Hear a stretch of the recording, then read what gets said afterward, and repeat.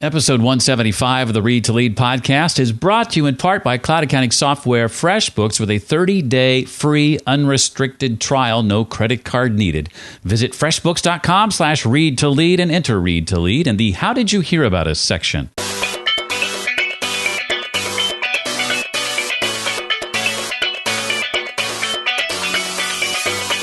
We don't take action because we believe. We believe because we take action. And that simple backwards sentence is at the core of doing work that really matters. Do first, believe second. Welcome to the Read to Lead podcast with Jeff Brown. Jeff believes that if you desire to achieve true success in business and in life, then consistent and intentional reading is a must. The Read to Lead podcast will not only help you narrow this ever-important reading list, but also bring you key insights and valuable feedback from some of today's most successful and inspiring authors. And now, here's Jeff.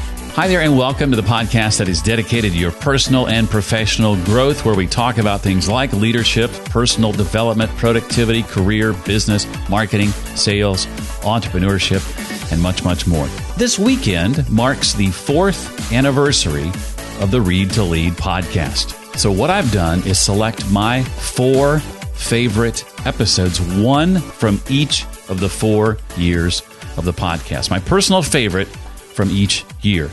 Trust me when I say that I had no idea how tough this was going to be. There are so many great conversations that I wanted to include, but I forced myself to narrow it down. I'll be presenting to you today the highlights from each of those conversations. If you'd like to dig into each of them in more depth, I'll be sharing each episode's original link at the end of today's episode. Before we jump in, let me say a word first about our sponsor for the Read to Lead podcast. That, as you may know, is cloud accounting software FreshBooks, my personal cloud accounting software of choice. And I am a big believer that it should also be yours. If you work on a side hustle, maybe you're a freelancer, if you own your own business, you've got to be using FreshBooks. I've been using it for over 8 years, and it has never failed me. I have everything I need in one solution, and I'd love for you to consider checking it out. Many Read to Lead listeners also use FreshBooks, and when you try FreshBooks free for a month, no obligation, no need to even enter credit card information or anything like that, you're helping the Read to Lead podcast and offsetting some of the expenses we experience creating the show each and every outing. So here's what you do if you want to help out the show.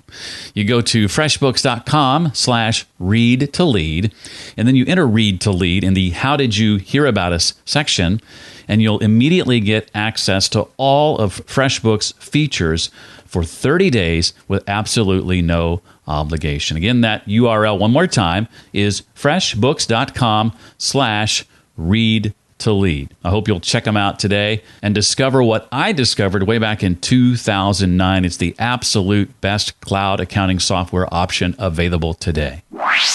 As we revisit these conversations, my 4 favorite episodes, one from each of the last 4 years, we're going to do so in reverse chronological order. So up first is an episode that was first published just a couple of months ago, back on May 3rd, 2017. Margie Worrell, by this time, had appeared once on the show already. In fact, she's the only one of the 4 we're featuring today who can say that. Her most recent appearance included a conversation about her book, Make Your Mark, a guidebook for the brave-hearted.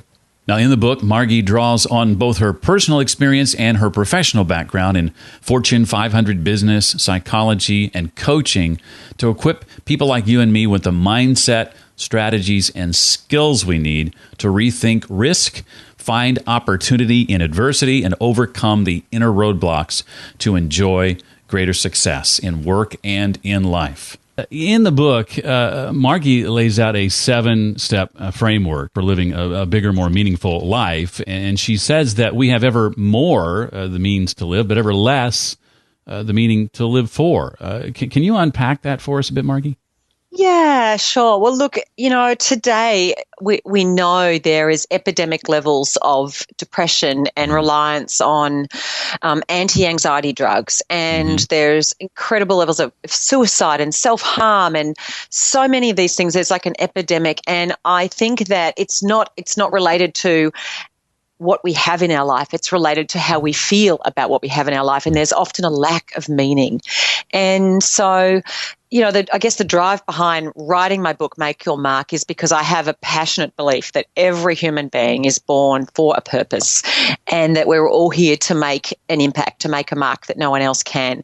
But it's really about finding what it is that brings us a sense of meaning and connecting to that and being fully engaged in doing work that is meaningful for us.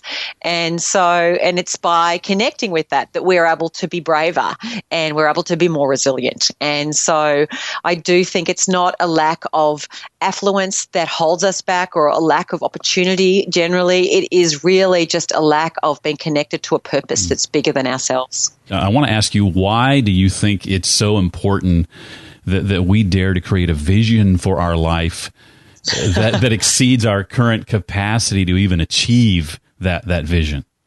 Yeah, absolutely. Well, I might backtrack a little. I have 4 children, 4 teenagers, and the reason I have 4 teenagers, 4 children is I came from a big family. I'm one of 7, and I know for me, I grew up on a dairy farm in rural Australia, and my vision growing up, one of 7 kids, my dad milked cows for nearly 50 years. It really didn't expand much beyond the back paddock. No one in my family had ever gone to college. It wasn't a very big world, but I did know from having been to the big city of Melbourne a few times that there was a world out there that was bigger than the world that I could see. And so all I knew was at 17, 18 was that I wanted to go and explore this bigger world. And to me, it was going to the city 4 hours drive away. And then when I got to the city, I knew that there was this bigger world again beyond that. And it was like, And so as I know for me, as I've gone through life, knowing that sometimes it's not even knowing exactly where it is we're going, but we know that there's having a sense that there's more to life than the life we're living and moving toward that. And any area of our life where we don't have a vision, we don't have a sense of direction, because it's not necessarily about a clear destination as much as a clear direction. This is where I want to go. This is what's pulling me in this direction. We can be powerless, like a ship adrift at sea that doesn't have any clear end goal of where it's going. It's kind of at the whim of the currents and the winds and the tides, and it can end up washed against some distant shore going, this isn't where I want it to be.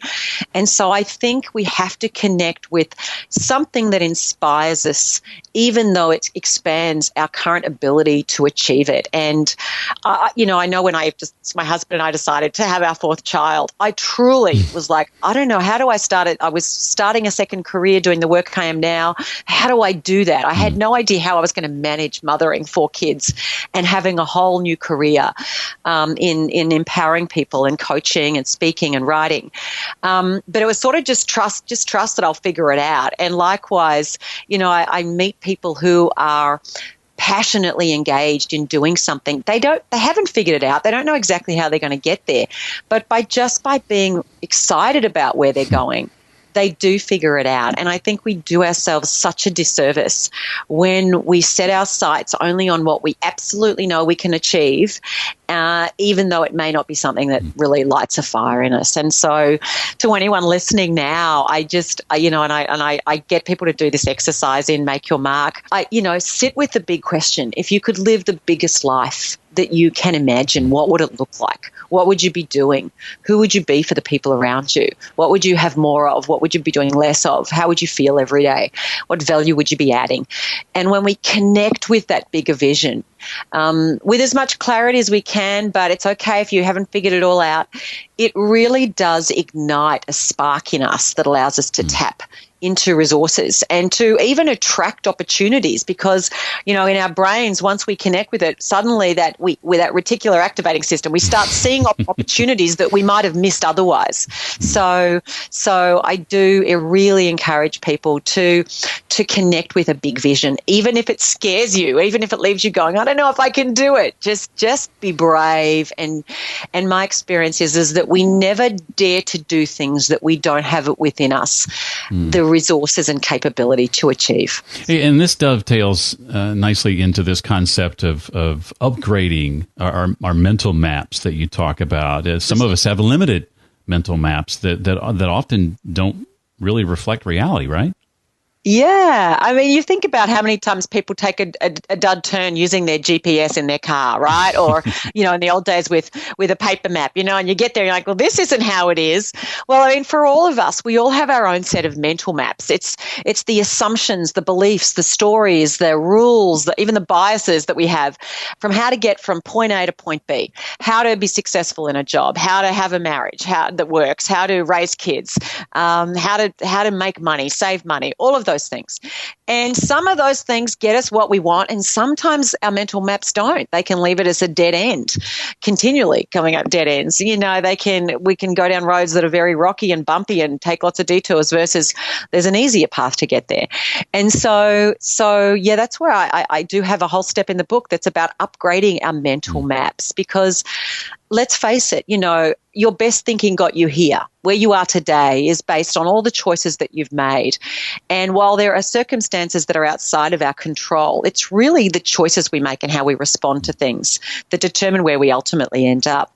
And so taking a step back and challenging the assumptions we have, challenging the labels that we put on ourselves and others, challenging the rules and the shoulds, I call them shoulds, that the things we think we should be doing, that are really actually confining where we're going and what we're doing and what we're achieving. And I think our maps are never complete. Our maps, we constantly need to be looking and expanding our maps of the world. And that's why often we can see people who are stuck living lives that we're like, oh, there's so much more you could do now to get yourself out of this spot. You don't have to stay in this job or this relationship or in this business situation. But they think they do. And we can see, but you don't. But they think they do because their map is small or their map is incomplete. But it's harder to often look at our own map and go, well, what is it about my own map that's actually I don't even realize is keeping me confined in a place, and there's so much more I could be doing. There's other paths I could be taking. And that's where, I take people through an exercise in the book of really upgrading. It's like your internal GPS system, so that wherever it is you want to go, you'll be able to get there, faster, with less stress, with more joy along the way. To hear my conversation with Margie in its entirety, visit readtoleadpodcast.com/168. Well, that interview was my favorite from the last 12 months. Now we go back to early 2016 for episode 119. My interview with Ray Edwards, published on March 1st of that year. Ray is one of the world's highest paid advertising copywriters and marketing and business coaches, and he's had a hand in helping sell an estimated $100 million in products and services. He's written several books, and his latest, when we sat down to talk, was a book called How to Write Copy That Sells, the step-by-step system for more sales to more customers more often. The reality is, not all copywriters are created equal. And what I appreciate about Ray and his work and the book is he goes out of his way to insist that when practicing these techniques, that you're being truthful and honest. And I would love for you to talk, Ray, about the difference between manipulation and persuasion. Sure. And I love to talk about that because I think it's misunderstood. Yeah. And once people do understand it, I believe most people want to walk in the light, which is persuasion. And persuasion is convincing someone to do something that is in their best interest. And manipulation is convincing someone to do something that is in your best interest while disregarding their best interest.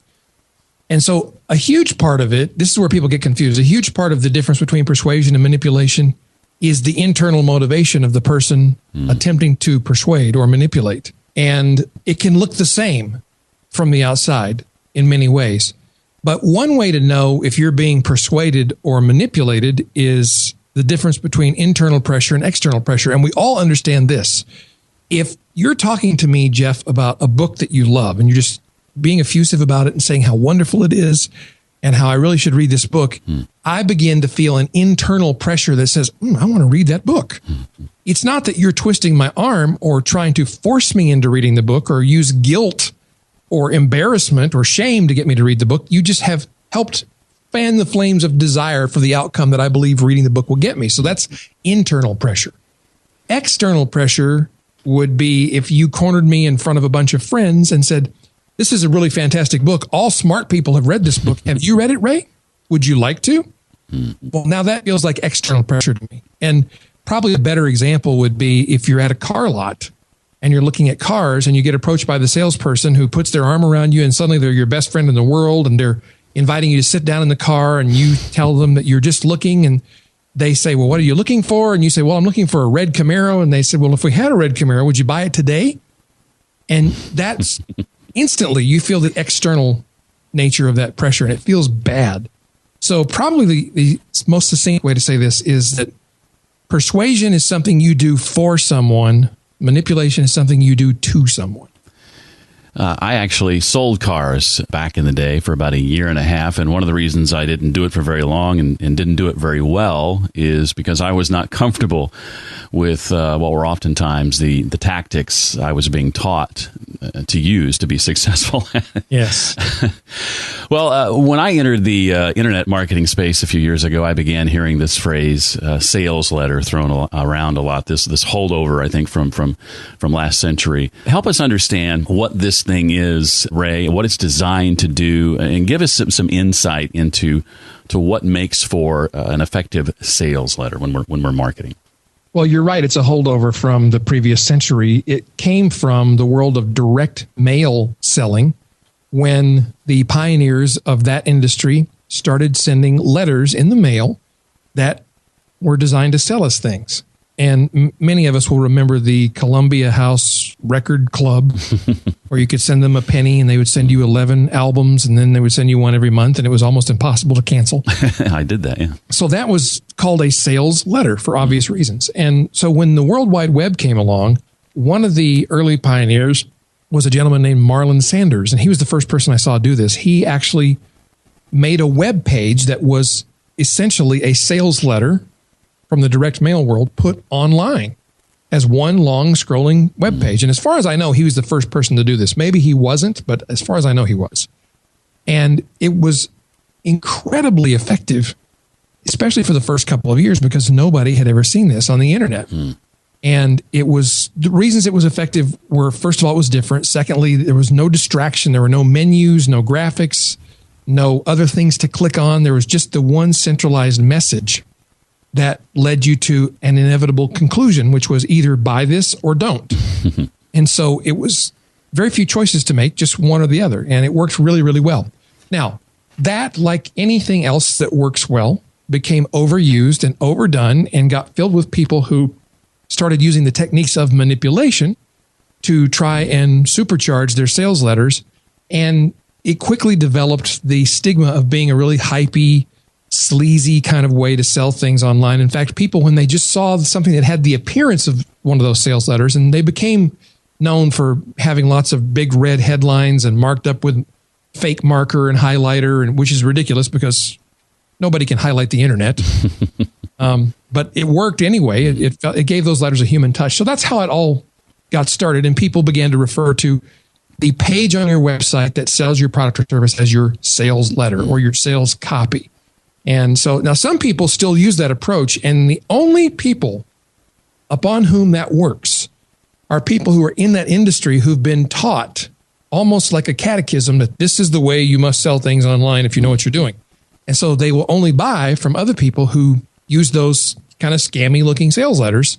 So it's sort of a small insulated bubble in the world of marketing on the internet. But for everybody else, we've evolved into a much more user-friendly, client-focused way of communicating. And the good parts of sales letters, the parts that are helpful to us, still work as well as ever. And the reason that they're so long, there's so much copy, is very simple. If you are considering a purchase of a training program or a nutritional supplement or a book or anything else, and it's a significant decision for you. And for some people, that might mean a decision for a $30 book.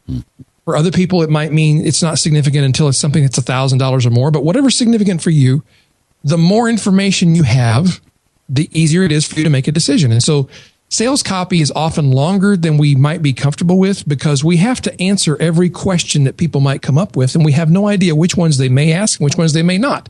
So we have to answer them all in the copy, and that's why they tend to be longer. But the good news is they don't have to be 50 pages long.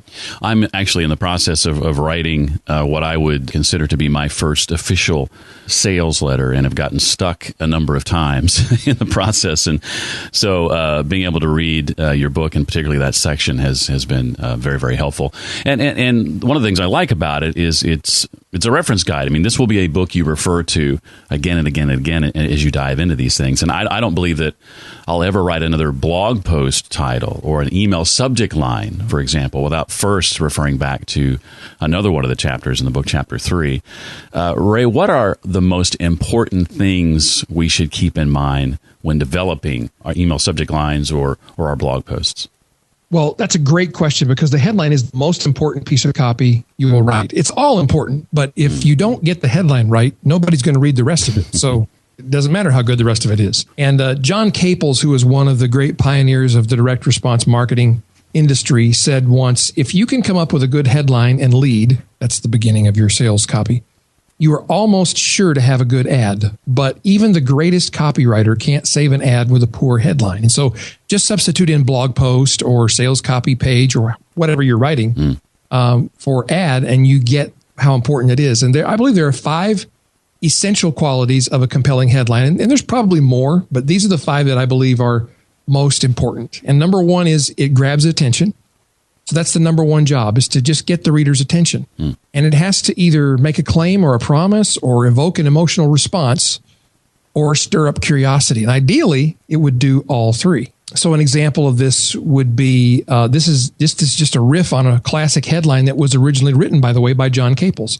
And this headline is, which of these 5 mistakes do you make on your blog? Well, that grabs attention because it makes me think, am I making this mistake on my blog? And what are these mistakes? And am I making all 5 of them or just one of them? Or I have to know. And so that clearly does the job. The second essential quality of a compelling headline is that it screens and qualifies your readers. So this is where it becomes important to pick words and language that your tribe that you're trying to reach automatically identifies and realizes that you are one of them. So if you're writing to tech-oriented kind of people who are also entrepreneurs, then a headline like this, the top 10 iPad apps for entrepreneurs, that may not sound super compelling to somebody outside this group of readers, but they're entrepreneurs, they're tech-oriented. Apps are a big part of their life, as anybody who has an iPad knows. And so that's a great headline that helps qualify and screen your readers. The third essential quality of a compelling headline is that it draws readers into the body copy. It makes them want to read more. The fourth quality is that it communicates the big idea when at all possible. So there should be just one big idea to your sales copy. It should let people know what the one true benefit of your post is, if it's a blog post, or of your podcast, if it's that, or if you're selling, then what's the one true benefit, outcome, result of your product. And then the fifth quality of a compelling headline is that it establishes credibility. And you can't always use all 5 of these in a single headline, but you should strive to get at least 3 of them if at all possible. And so if you have an authority card that you can play, I would play it. So it might be something like PhD psychologist reveals the secret of self-discipline. Well, that's immediate credibility because a PhD psychologist must know more than I know about self-discipline. Another example would be Harvard study shows 3 common traits of successful people. Harvard immediately carries a lot of credibility in people's minds. So they're apt to give more attention to something that starts with that particular headline than if you left out the name Harvard. So those are just 5 qualities that I think make headlines more compelling. To hear all of my conversation with Ray, simply visit readtoleadpodcast.com/119. In this next interview, we travel back to 2015. In fact, it was the first episode to be published that year on January the 6th. This is episode 66, or a portion of it, and my chat with one of my heroes, the author Seth Godin. This conversation centered around a book Seth had just released called What to Do When It's Your Turn, and It's Always Your Turn. Well, if you pre-order the book as I did, you know this, but Seth did a live call recently for those that pre-ordered the book. And one question that came out of that discussion was very intriguing to me. And the question was, how do I resolve the idea that I often know I can, but I don't always believe I can? And is this something I should even bother trying to resolve? Yeah, I loved that question. I think that was the best question of the day. So let's try to parse it a little bit. The rational part of our brain knows that we can do certain things. It knows that we know how to type and that technically we could post a blog. But the irrational part of our brain, the fear-based part of our brain, says, I don't believe I can do it well. I don't believe it's my turn. I don't believe I have a right. And so what we often do is have an internal debate. We litigate with ourselves, with the rational part of our brain trying to get the believing part of our brain to come along, to prove to the other part of our brain. And I'm being very literal here. There are two parts of our brain. I can show you on an MRI that there are two parts here arguing with each other. And I think that's a mistake, because we don't take action because we believe. We believe because we take action. And that simple backwards sentence is at the core of doing work that really matters.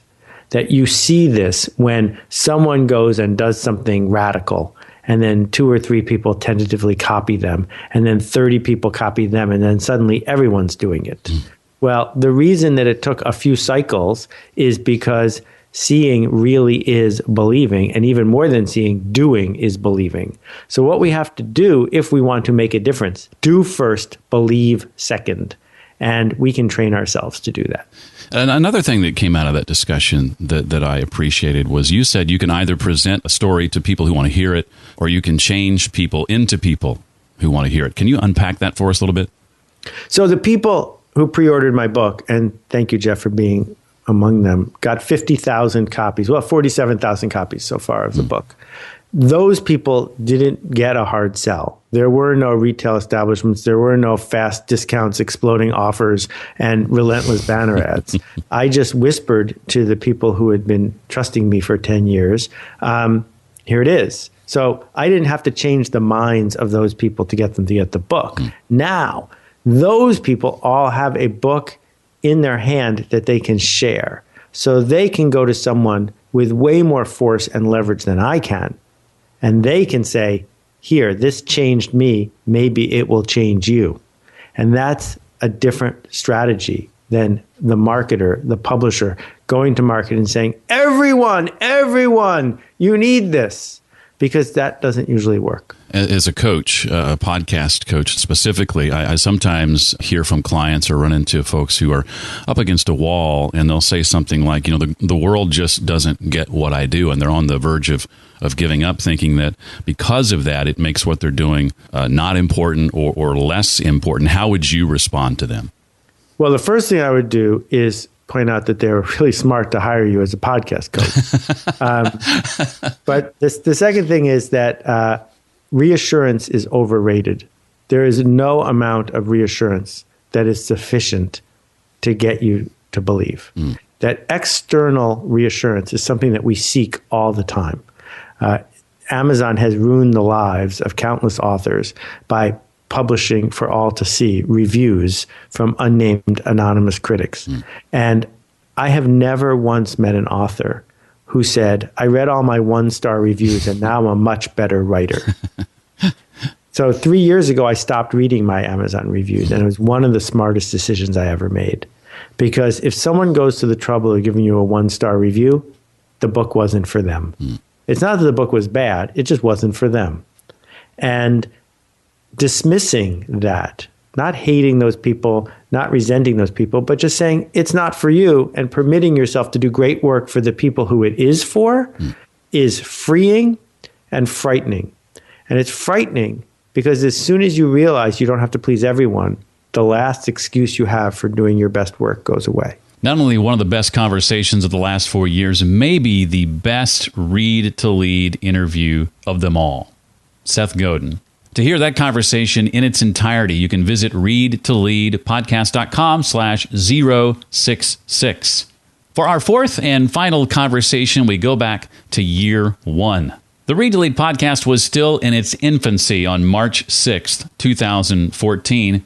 That's when episode 43 was released, a conversation with author Simon Sinek. Simon is easily best known for his book Start With Why, a book I happen to be rereading as a part of the Read to Lead University book club, which I invite you to be a part of. A little side note here, readtoleaduniversity.com to find out more about that. But when Simon was on the show, we came together to talk about his then most recent book, Leaders Eat Last. Why some teams pull together and others don't. Fascinated by the leaders and companies that make the greatest impact in their organizations and in the world, those with the capacity to inspire, Simon has discovered some remarkable patterns about how they think, act, and communicate, and the environments in which people operate at their natural best. He's devoted his life to sharing his thinking in order to help other leaders and organizations inspire action. In preparing for book number 2 and research and such, what did your time, Simon, studying our military specifically teach you about leadership? So I spend a lot of time with them, and I write about them quite considerably in Leaders Eat Last, not because they have a different form of leadership. It's just that the lessons of leadership, the foundational lessons of leadership are more exaggerated because they deal in matters of life and death.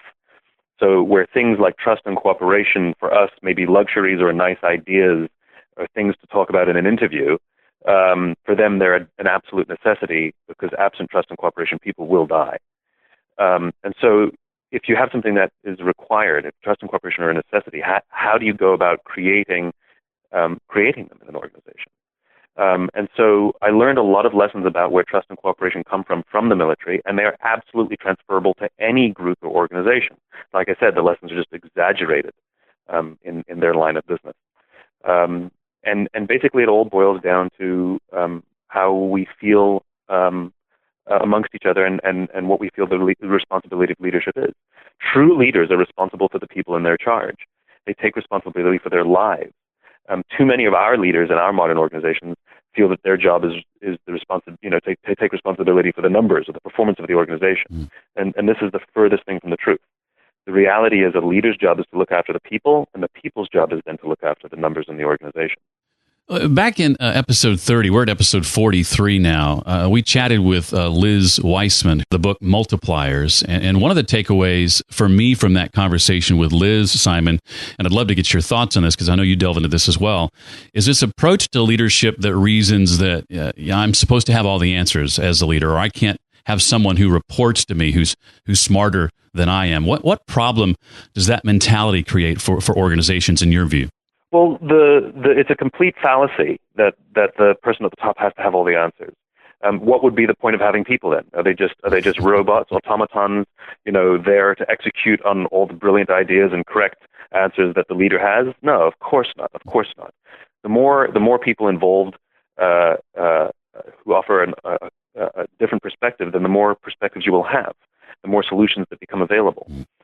Great leaders know that they don't know everything. And great leaders are very open to the ideas of others.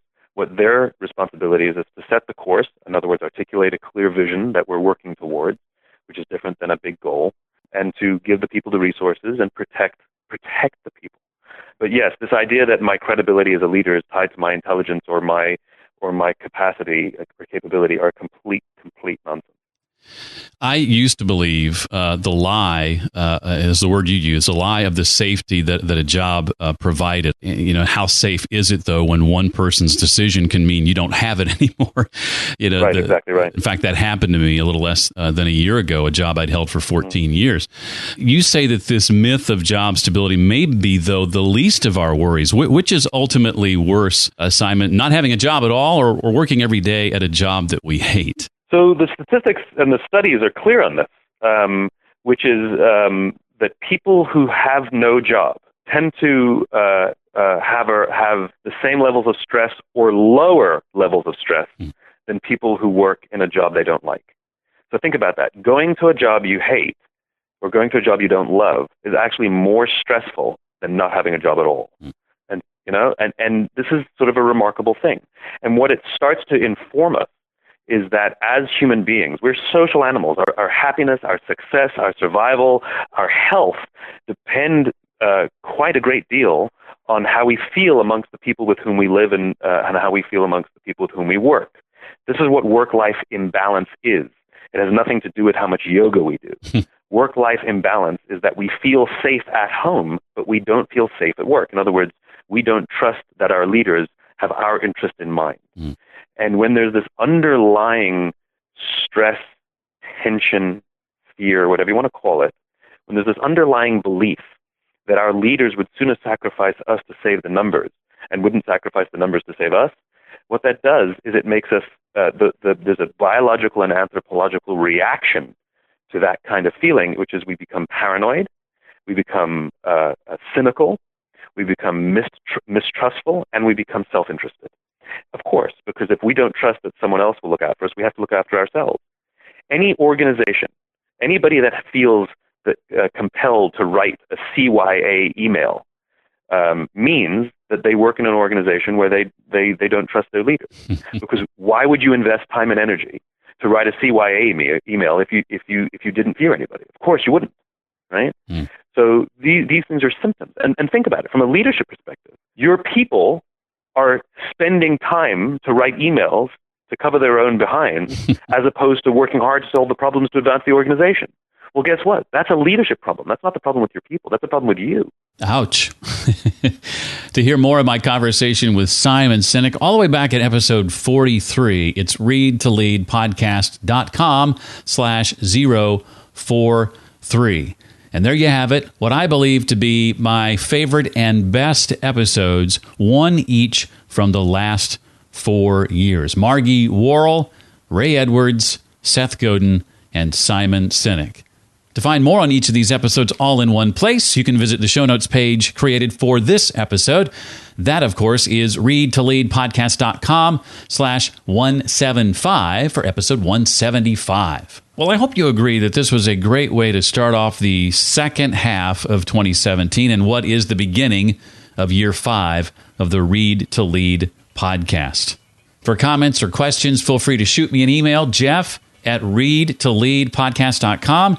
And as I mentioned during the episode, for more on Read to Lead University, it's readtoleaduniversity.com. If your name is Brooke Craven, don't veer off the road as I say your name, but rather smile as I thank you for your review and your rating of the Read to Lead podcast. I appreciate all 5 stars. If you'd like to leave us a rating and review in iTunes, it's readtoleadpodcast.com/iTunes.